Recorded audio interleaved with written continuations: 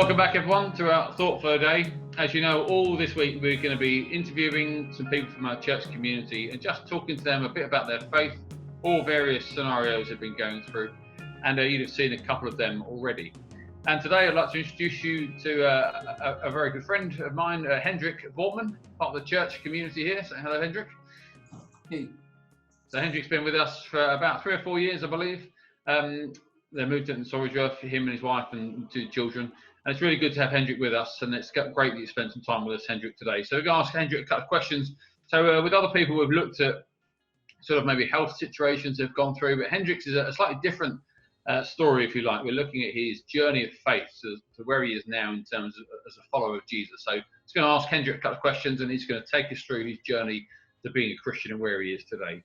So Hendrik, tell us a little bit about your background. Did you grow up in a Christian family?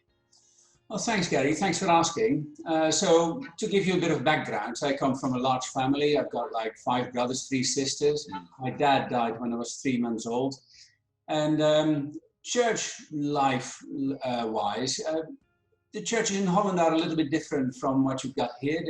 In Holland, they're quite big churches, so 300 people in a service, and it's quite passive and formal as well. So normally you always sit down and you only open your mouth for singing, really, and for the rest the minister does all the talking. And so my mum, she was quite devout, and we come from a Christian family, and through the generations as well. And so I did not mind going to church, but I didn't really understand the sermons. I was quite young when I was in church, and I also went to the church youth clubs on a Saturday, and I quite liked them. I went there with my friends, but it was just for hanging out there, really. And in Holland, you have catechism classes, and I did them as well, but it was really because I had to, really. And through none of this, I came to faith. And as you can imagine, from all these brothers and sisters, my mum was quite busy. And as a teenager, I felt quite frustrated with the lack of attention. And there was very little risk-taking going on in my environment.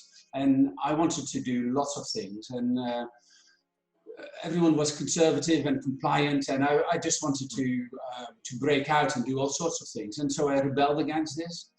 And when I had an opportunity to go study when I was 18, study at university, I left the house when I was 18. And then I drifted away from church that way. And sadly, I became an atheist. And I developed an alternative lifestyle. I dyed my hair and I wore funny clothes. And I didn't get along with Christians at all. I was very, very rude to them. And I had some very strong arguments with them.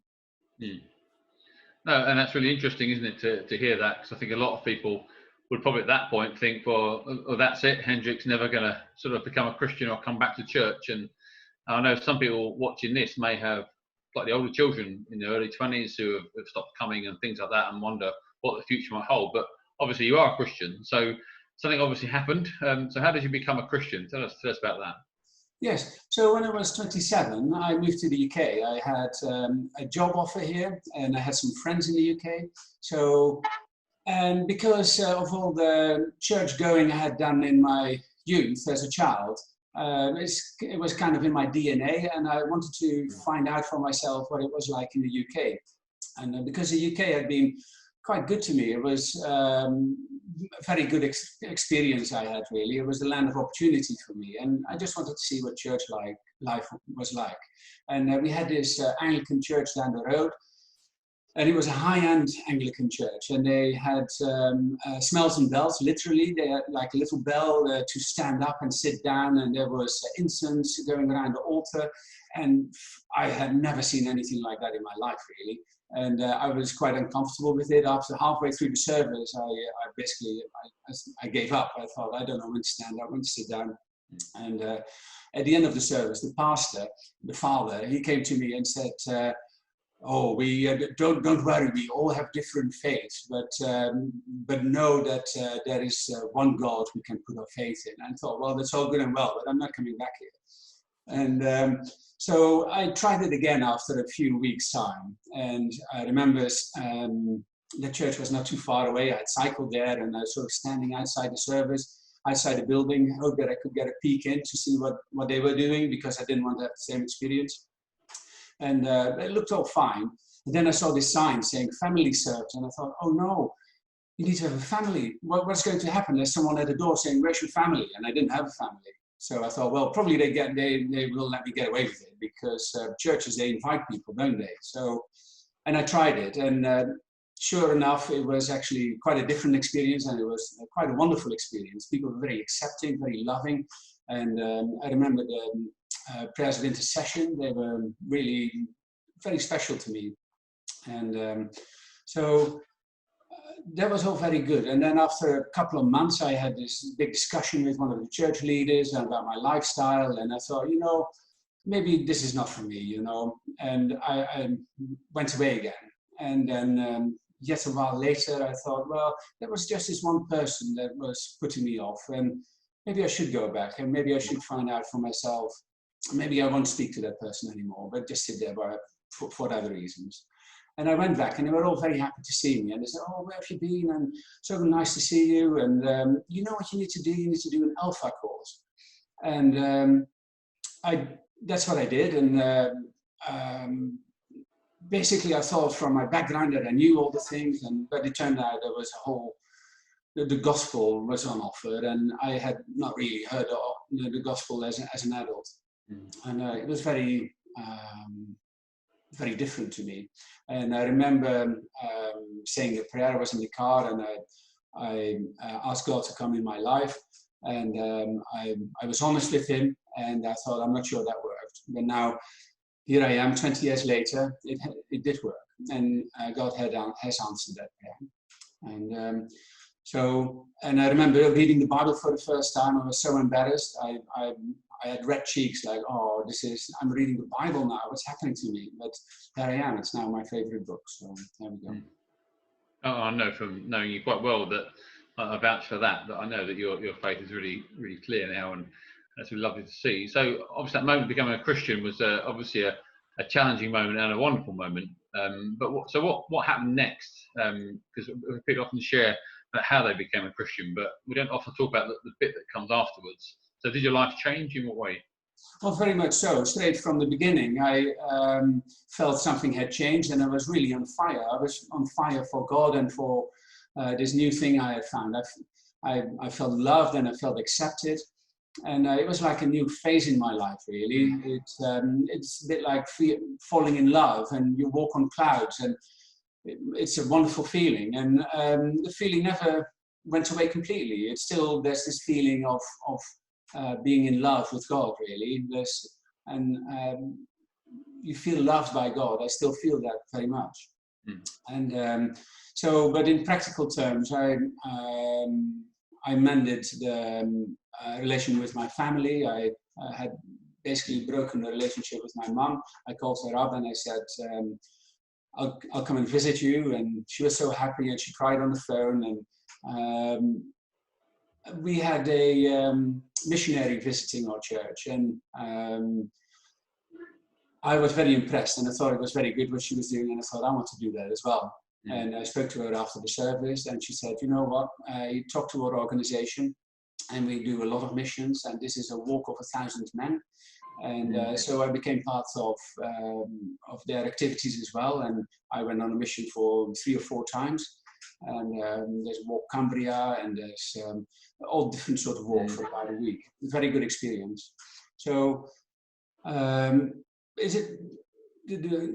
newfound faith has really made a big difference in my life, really. It's an ongoing source of stability in my life, and of feeling loved and accepted and by God. Oh, thank you. That's really lovely to hear as well. And I love the way God slowly works across our lives and brings us closer to the people He wants us to be, and moves us and develops us. So 20 years have come and gone, and there's obviously a big future ahead. How are things now, and what are your sort of thoughts about the future? Well, since I became a Christian, yeah, as you say, many years have passed, and I feel much more mature in my faith now. And but I think the essential thing is to have that relationship with God, and this still small voice in you that is ongoing. That was there in the beginning, and that's still there now. That sort of guides you and sort of taps you on the shoulder. So how you develop your walk with Christ, it's quite personal, really. It's a personal relation, and to me, I must say, it's God has been quite meaningful to me. Ultimately, it's a new perspective. Ultimately, it's a new life, and I think as a response, we need to be meaningful back to God, really, and meaningful as in love Him with all your heart and with all your soul. I think that's what He's asking, and I'm still not a great one for rules, but I think if you can do that, if you can be meaningful in your life towards God, I think that is what He wants of you. And I know sometimes you want things to move very quickly, but then I think, well, God as a creator, when He created the earth, it was not like, poof, He created a tree. It takes years to grow a tree. It goes very slowly. And I think it's the same with Christian life. I mean, it's not like, poof, there's a mature Christian. It takes a long time for you to mature. And it takes time, and the walk goes on. And the last thing I wanted to say is sometimes you can feel a bit, in my life, in my experience, it can feel like you're trapped, like how I lived when I was studying. I had sort of broken away from church, broken away from my family to some extent, and you can be sort of trapped in a certain lifestyle. And you can argue, how is this ever going to become good again? And it's the same maybe now with COVID. It suddenly is on us, and you can, to some extent, you're a bit trapped with all this, and you think, what is the way out? And well, the other day I had to assist for technical assistance for the growth group that my wife Anne is doing, and they wanted to play a song, It Is Well With My Soul. And it has a line in there that Christ has regarded my helpless estate and has shed His own blood for my soul. And has regarded my helpless estate.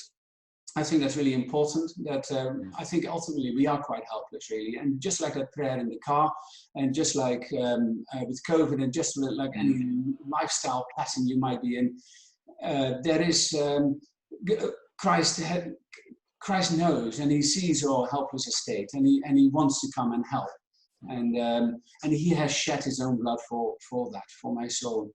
So with Jesus, the narrative changes, really. It really makes a big difference. The door opens. And even though the situation on the outside might not be dramatically different, it's basically the solution. The solution is there. And then all you need to do is work out the solution together. But there is hope. There is a solution, and the solution is Jesus. So that really has made a big change in my life, and I just would recommend it to everyone, really, that that's the way forward. Thank you. I really appreciate you spending time just talking us through your journey from obviously not being a Christian and then following Jesus and where you are now. Just one final sort of sentence, if you wouldn't mind. I'm just conscious there may be some people watching this who I'm sort of thinking maybe two types of people. Maybe there may be some people here that have attended church when they were young, and maybe they've not had a good experience of church, and it's put them off being Christian and following Jesus. I wonder what you might say to someone like that. And also maybe if there's someone watching who has tuned into our Sunday services, or even the thoughts for the day, and maybe they're thinking there's something in this and I want to explore it more, but I don't want to be one of those weird people that read the Bible and sing and all the things that you wrestle with. I wonder if there's just a sentence just to finish off, how you might encourage those two types of people. Yes, well, ultimately, for the first set of people who have been slightly put off by church, I think it's what's important is there's a primary issue and there's a secondary issue. And the primary thing is God. And all these other issues about practicalities and all these things, don't get distracted by them. The most important thing is to to get on board with God. That is really essential, and the rest will clarify itself. That is part of your walk with God. That will become clear. But first, get this relation with God going. And that's also actually the thing I would say to people who are kind of new to this. Really, really expose yourself to God. Spend time with God. And one good way is going to church, or if you don't want to do that, then look up things, read about it, read your Bible, ask questions, go to a mature Christian. There's a lot of information around, and there's a lot of help you can get with getting to know God. And just really, it's so worth your while. It really is life-changing, this stuff. It's really, really meaningful, and it can help you an awful lot. It changes your life in the best way possible. So, yeah, get on board with God. Brilliant. Thank you. That's great. Thank you very much. That's really lovely to hear. And of course, I just want to add to that, for anyone listening that wants to talk about things, Christian things, things related to being Christian or God and church, you can always get in touch with me directly, leave comments or get in touch via our Facebook page. We'd love to chat with you as well. But thanks very much, Hendrik. Really appreciate you taking the time out this afternoon and chatting with us. We really, really appreciate it. And yeah, you're a great member of the church, and we appreciate all that you and the family bring. And so we pray God's blessing on you, and thank you very much. Thank you. You're very welcome. God bless. And don't forget to tune in again tomorrow, everyone, for our next Thought for the Day and our next interview. God bless.